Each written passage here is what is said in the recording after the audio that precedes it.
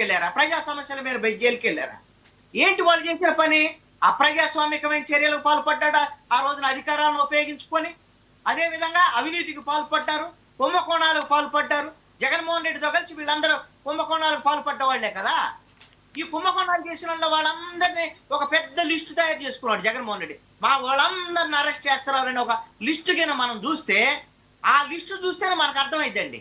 YCP ప్రభుత్వ హయాంలో 5 ఏళ్లు వీళ్ళకి అధికారం ఉంది కాబట్టి ఇన్ని రకాల కుంభకోణాలు పాల్పడ్డారా, ఇన్ని తప్పులు చేశారా, ఇంతమంది నాయకులు ఈ కుంభకోణాల్లో ఉన్నారనేది జగన్మోహన్ రెడ్డి విడుదల చేసిన లిస్టును బట్టి మనం అర్థం చేసుకోవచ్చు. ఆయన ఎందుకు లిస్టు విడుదల చేశాడు? మా వాళ్ళని అక్రమంగా అరెస్ట్ చేస్తున్నారు, అన్యాయంగా అరెస్ట్ చేస్తున్నారు, అప్రజాస్వామ్యంగా అరెస్ట్ చేస్తున్నారు, కక్ష సాధింపు, జైల్లో పెడుతున్నారు అని. నువ్వు తప్పులు చేయకపోతే జైల్లో ఎందుకు పెడతారు?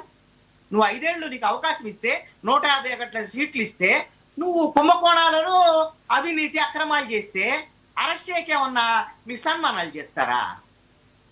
ఈ రోజున జగన్మోహన్ రెడ్డి ఇప్పటికైనా పునరాలోచన చేసుకొని ప్రతిపక్ష పాత్ర, తనకి ఎన్ని సీట్లు ఇచ్చాడు? నువ్వు ప్రతిపక్ష నాయకుడు కూడా పనికిరావని సీట్లు 11 సీట్లు ఇచ్చారు జనం. ఇప్పుడు బుద్ధి తెచ్చుకొని జగన్మోహన్ రెడ్డి చేయాల్సిన పని ఏంటి? ప్రజా సమస్యల మీద పోరాడాలి, ప్రజా సమస్యల మీద మాట్లాడాలి, ప్రజా సమస్యల మీద ప్రజల మధ్యకు వెళ్ళాలి. ఎక్కడన్నా ప్రజా సమస్యల మీద ఈ రోజున బయటికి వెళ్ళేటువంటి పరిస్థితి ఉందా? జగన్మోహన్ రెడ్డి ప్రకటన చేశాడండి. ఏం ప్రకటన చేశాడు? అట్లా అమలు చేశాడంటే, ఇప్పుడు ఆయన ఈ 14 నెలల కాలంలో ఒక స్పష్టమైనటువంటి ప్రణాళిక రూపొందించాం. ఇక ప్రతి పార్లమెంటు కాన్స్టిట్యున్సీ పరిధిలో వారంలో 2-3 రోజులు నేను ఉంటాను, ప్రజా సమస్యల మీద అక్కడ నేనే ఉద్యమం చేస్తాను, మీ అందరితో కలిసి ఉద్యమం చేస్తాను, ప్రతి పార్లమెంట్ నియోజకవర్గానికి వస్తానంటే 25 పార్లమెంటు పరిధిలో నేను వారంలో 3 రోజులు ఉంటాయని చెప్పాడు. మరి ఎందుకు వాయిదా వేసుకున్నాడు? ఎందుకు ప్రజల మధ్యకి వెళ్ళటానికి జగన్మోహన్ రెడ్డి భయపడుతున్నాడు? అంటే ప్రజా సమస్యల మీద పనిచేయటానికేమో మీకు లేదు, తీరిక లేదు, ఓపిక లేదు. మీరు బెంగళూరు వెళ్తారు, 2-3 రోజులు అక్కడ ఉంటారు, ఏదో ఒక జైలు యాత్రో లేకపోతే ఓదార్పు యాత్రో, మీ నాయకులకు సంబంధించినటువంటి ఓదార్పు యాత్ర ఉంటే ఆంధ్రప్రదేశ్కి వస్తున్నారు. మీ పార్టీ, మీ నాయకులు, మీ అభివృద్ధి కార్యకలాపాలు చేసినటువంటి వాళ్ళని కాపాడుకోవటము ఇది తప్ప జగన్మోహన్ రెడ్డికి ఈ రాష్ట్ర ప్రజల మీద ఒక ప్రతిపక్ష నాయకుడిగా ఏమైనా బాధ్యత ఉందా? లేదు అంటే జగన్మోహన్ రెడ్డికి ఏమన్నా కోపం ఉందా అనేటువంటి అనుమానం కూడా కలుగుతుంది వర్మ గారు నాకు. ఎవరి మీద? ఎందుకు అని, ఎవరి మీద అండి? ప్రజల మీద ఎందుకు కోపం ఉంటుందంటే, ఆయన 151 నుంచి 175కి పోదాం అనుకున్నాడు. అంటే కాదు, ప్రజల మీద కోపం. కోపం ప్రజల మీద.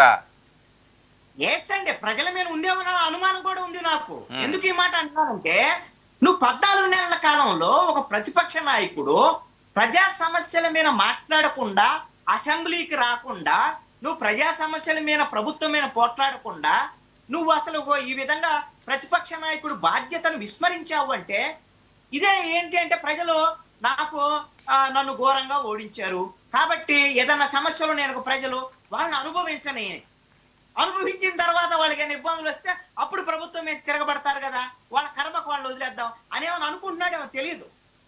ఇది నాకున్న అభిప్రాయం అండి. ఇది నేను ఆరోపణ కాదు, ఉంది అని నేను అంటలే. ఒకవేళ ఇలాంటి అనుమానం కలుగుతోంది, ఏ ప్రతిపక్ష నాయకుడు ఇంత బాధ్యతారహితంగా వ్యవహరించలేదు.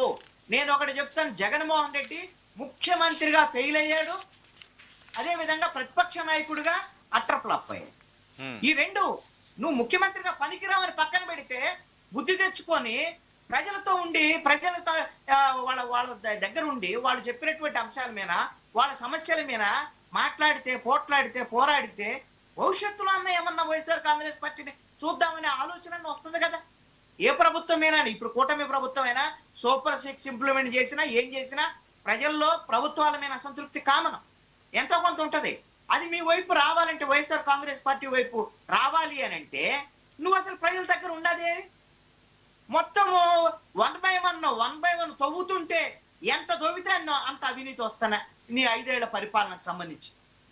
1, 2 మద్యం కుంభకోణమా, అదే విధంగా ఇసుకకు సంబంధించినటువంటి కుంభకోణమా, ఆడుదామాంధ్ర అనేటువంటి దాంట్లో కుంభకోణమా, అదే విధంగా మైన్స్ కుంభకోణమా, భూములకు సంబంధించినటువంటి భూ ఆక్రమణలో వీటికి సంబంధించినటువంటి కుంభకోణమా? అసలు కుంభకోణం కాందే ఉంది అంటే అదంతా కక్ష సాధింపు చర్యల కోసం చేస్తున్నారు, మేము పునీతులమే అంటున్నారు కదా. వాళ్ళు పునీతులు అని అంటే వాళ్ళు ఖచ్చితంగా వాళ్ళు అలాంటి ఆధారాలు. ఇప్పుడు నేను ఒకటి అడుగుతానండి, జగన్మోహన్ రెడ్డి లిక్కర్ స్కామ్ తర్వాత, లిక్కర్ స్కామ్ కేసులు, మిథున్ రెడ్డి అరెస్టు, అదే విధంగా మిగతా వాళ్ళ అరెస్టుల తర్వాత కసిరెడ్డి వీళ్ళందరూ అరెస్టు, అదే విధంగా చెవిరెడ్డి భాస్కర్ రెడ్డిలకు సంబంధించిన కేసులు ఇవన్నీ వచ్చిన తర్వాత జగన్మోహన్ రెడ్డి 2 సార్లు ప్రెస్ కాన్ఫరెన్స్ పెట్టాయండి. నాకు తెలిసి 3 సార్లు 4 సార్లు ప్రెస్ కాన్ఫరెన్స్ పెట్టాడు. ఎప్పుడైనా సరే లిక్కర్ స్కామ్ కు సంబంధించినటువంటి వ్యవహారంలో ఎస్ మా ప్రభుత్వ హయాంలో లిక్కర్ స్కామ్ జరగలేదు, ఇదిగో ఈ ఆరోపణలో లిక్కర్ స్కామ్ సంబంధించి ఆ సిట్ వాళ్ళు ఈ ఆరోపణ చేశారు, ఈ ఆరోపణ తప్పు, ఈ ఆరోపణ చేశారు, ఈ ఆరోపణ తప్పు, మేము ఇలా కరెక్ట్ గా చేశాం అని జగన్మోహన్ రెడ్డి చెప్పాడా? ఎందుకు చెప్పలేదని నేను అడుగుతున్నా. ఎందుకు చెప్పకూడదని నేను అడుగుతున్నా. నిజంగా నువ్వు తప్పు చేయకపోతే ఆడుదాం ఆంధ్ర 105 కోట్ల రూపాయల